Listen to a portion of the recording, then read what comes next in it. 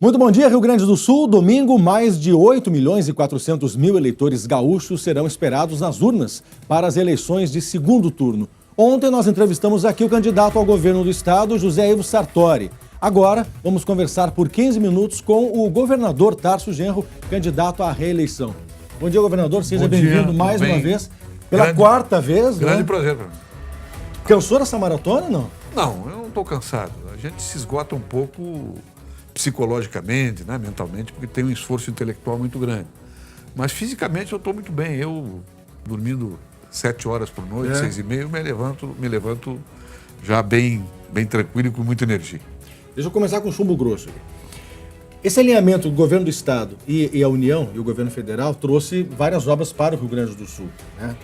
O senhor mesmo já falou várias vezes quais os benefícios dessa parceria com o governo federal por conta da presidente Dilma e do presidente Lula anteriormente.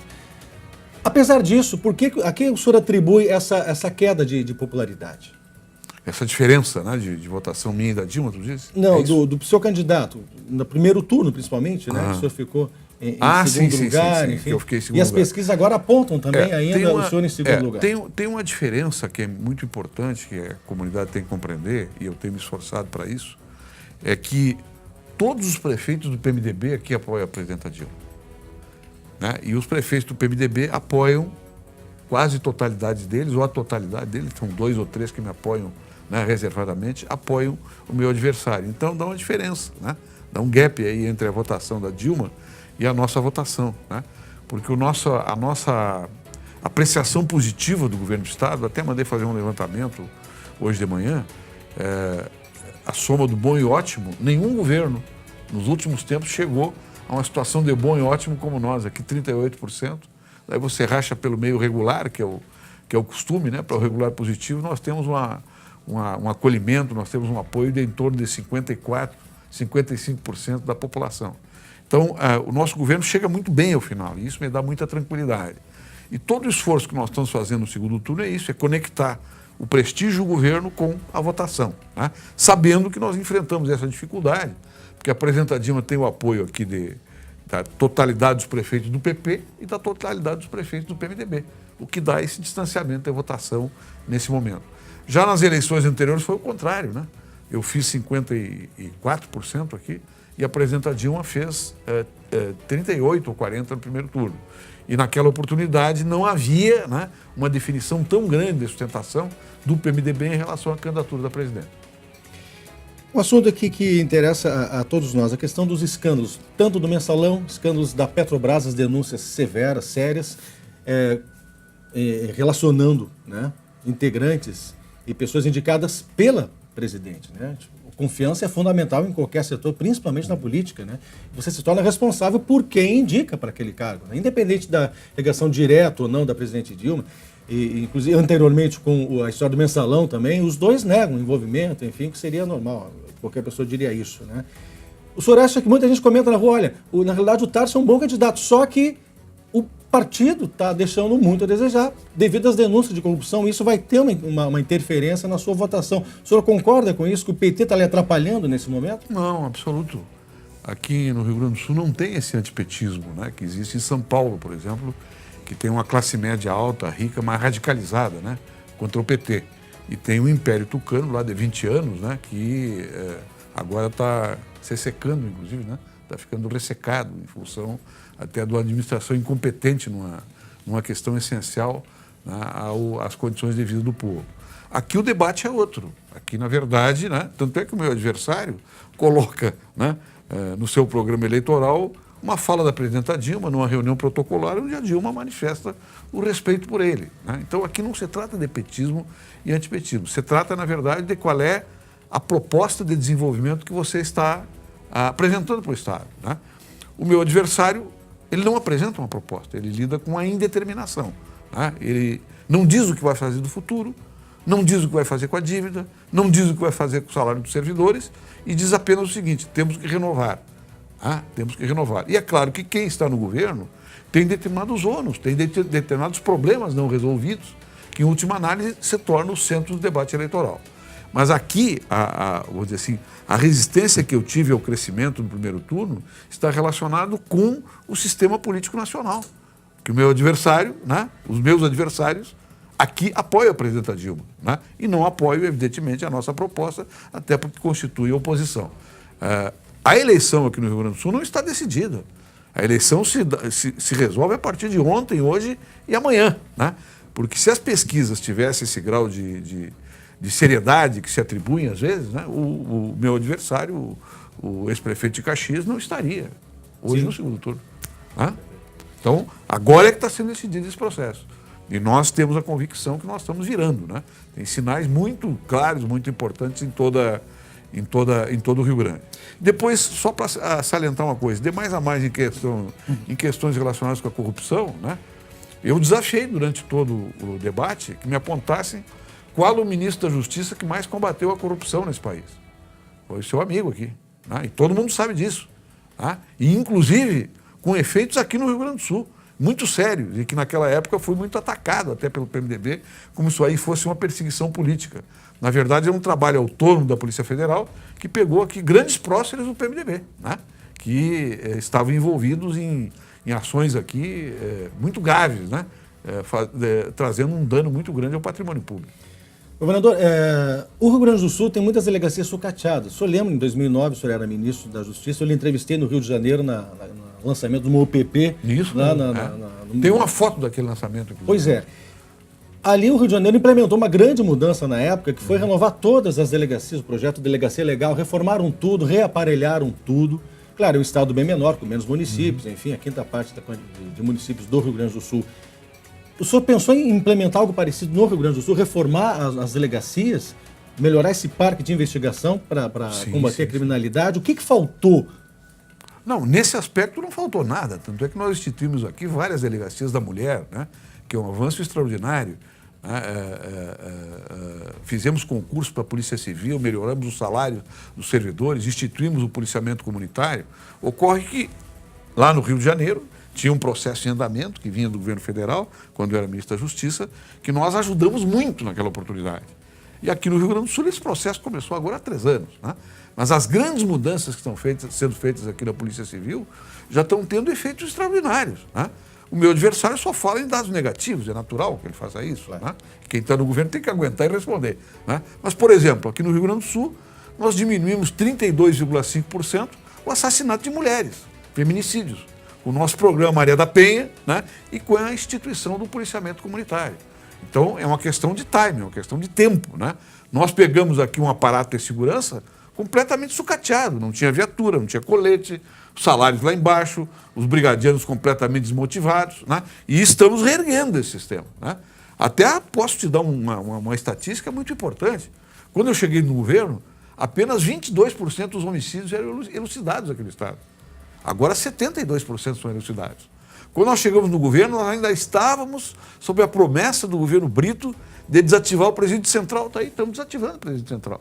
Então, quem está fazendo coisas de fundamento, né, coisas de profundidade na área da segurança pública aqui, é o nosso governo. Pode perguntar para os brigadianos, para os policiais, né, que reconhecem isso, independentemente da sua vocação partidária, né, das suas preferências eleitorais. Uma questão ainda sobre a questão da segurança, essa cogestão, as parcerias público-privadas na administração dos presídios, para melhorar esses presídios, isso viria a acelerar o processo? Não, nós temos um outro método, já estamos inclusive fazendo um edital para isso. Depois de estudar muito a questão das PPPs, nós achamos que para os presídios o adequado é o chamado arrendamento de ativos. É quando você apresenta um projeto para um conjunto de empresas privadas e diz para eles, quem de vocês quer que eu construa isso aqui e quanto é que vocês querem por mês para nós alugarmos isso aqui por 25, 30 anos, né? Que depois passa para o Estado. Esta é a forma adequada. Né? Não há possibilidade constitucional, na minha opinião, de compartilhar a execução da pena com o setor privado.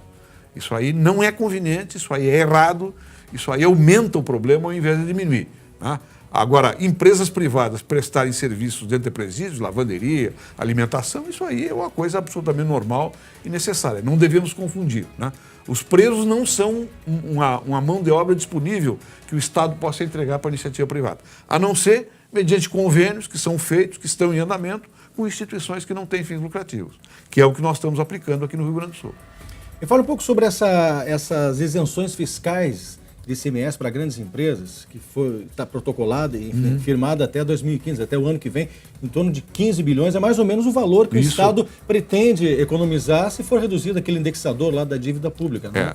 Nós estamos fazendo agora uma finalização, né, de uma negociação que já está acordado, né, o seu termo, que é a votação em novembro, né, de um projeto de lei, o projeto de lei complementar 99, da presidenta Dilma, que reduz em 15 bilhões a dívida. Essa redução de 15 bilhões da dívida pública permite que o Estado comece a obter novos financiamentos. E nós já estamos encaminhando um financiamento para a infraestrutura de 1 bilhão de dólares, tá, aqui para o Estado. Se nós não tivéssemos feito esse financiamento, o Estado ficaria paralisado. Tá? Então, não tivesse feito esse acordo para a dívida. Esse acordo para a dívida, né, ele não foi tentado nem pelo governo Rigoto, nem pelo governo Ieda. Ou se foi tentado, não tiveram capacidade política ou articulação política para exigir da presidência da República uma resposta. Nós conseguimos isso. Isso é uma grande vantagem que o Estado vai ter para o próximo período, para poder fazer uma política de transição até 2028. Mas fazer uma política de transição com o Estado crescendo, com o Estado se desenvolvendo, com o Estado investindo. Não é com o Estado paralisado, em crise, né, sem capacidade de investimento, aplicando arroz salarial com os seus servidores. Né? O meu adversário, eu suscito para ele, o que tu vai fazer disso? Qual é a tua proposta? Né? O que tu vai fazer com o Estado? Qual é a tua proposta de desenvolvimento? Ele não responde. É um vazio, né, de propostas. Né? Então ele está propondo um salto no escuro. Bem, isso aí já ficou claro nos debates. A população vai escolher se quer o quê. Se quer um projeto como o nosso, que tem continuidade, que tem pé, que tem cabeça, que tem base, que tem articulação com o governo federal, ou vai querer um salto no escuro. Isso é democracia e aí nós vamos todos respeitar o resultado. Candidato, essa semana a gente teve uma notícia pavorosa aí de agricultores, pequenos agricultores do interior gaúcho que estão se suicidando, tirando a própria vida por conta de dívidas que tiveram que contrair em função de um suposto desvio de 79 milhões das verbas do Pronaf, né? E que há, inclusive, o nome de um deputado federal reeleito pelo PT, o Elvino Bongás, que é citado nas conversas telefônicas. Isso denigna mais a imagem e também tem um impacto negativo sobre a candidatura, né? Esta notícia diz respeito a uma associação civil num programa federal, que não tem nada a ver com o governo do Estado.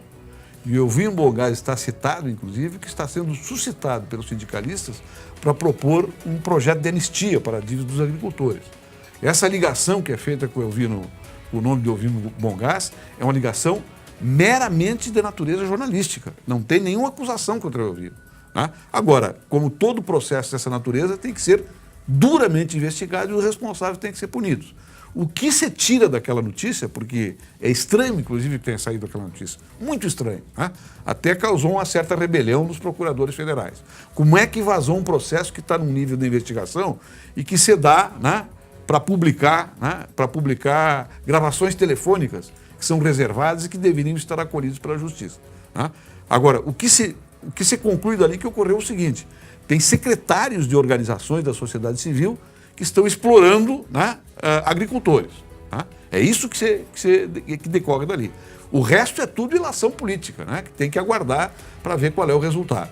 Eu acho muito estranho que essa notícia tenha vazado agora, porque isso aí tem muita semelhança, inclusive, com essa questão do Paulo Roberto Acosta, né, da Petrobras, que, aliás, foi colocado dentro da Petrobras pelo Fernando Henrique. Não foi nem pela Dilma e nem pelo Lula. Esse auxílio moradia para os juízes, o Estado do Rio Grande do Sul está recorrendo, está tentando não ficar com essa conta, né? Vai ser difícil. Como é que tem o impacto já disso? Eu não tenho exatamente qual é o impacto, né? Mas isso é uma decisão corporativa que os órgãos, né, corporativos das instituições aí do Ministério Público e do Poder Judiciário estão decidindo. Em última análise, o Supremo Tribunal Federal que vai ter que determinar. Né? Eu acho que não é adequado, né? É uma visão que eu tenho. Entrei na Justiça para discutir essa possibilidade. Atualmente existe um mandado, né, judicial para que isso aí seja pago, né? Mas isso aí não está nem resolvido de maneira definitiva, nem no Poder Judiciário. Vai ter que ter uma decisão do Supremo, né? Porque, na verdade, é um aumento salarial indireto, né, que está sendo dado num momento que, vamos dizer assim, o próprio Estado brasileiro está tentando regular de maneira adequada esses salários mais elevados, porque depois eles refletem em toda a cadeia. Governador, se o senhor não for reeleito, se a presidente Dilma também não for reeleito, o senhor fica no PT ou vai para o partido da sua filha? Não, eu sou do Partido dos Trabalhadores, né? e tem uma expectativa de reversão, né? Dos problemas negativos que o partido enfrentou nesse período. Que, aliás, todos os partidos enfrentam, né? Todos os partidos enfrentam.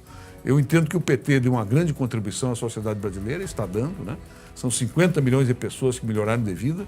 É uma revolução democrática e social que está ocorrendo no país. E eu vou continuar lutando por uma causa que eu sempre lutei, que é refundar, que é reestruturar, que é renovar profundamente o meu partido. É esta a visão que eu tenho e neste caminho eu vou seguir. Tenho todo o respeito pela opção política da minha filha e isso não me tira, né? A nossa divergência partidária não nos tira sequer a capacidade de comunicação política que nós temos. Muitíssimo obrigado, governador candidato à reeleição Tasso Genro, pela sua participação no SBT Rio Grande. Obrigado. Tá bom? Sorte.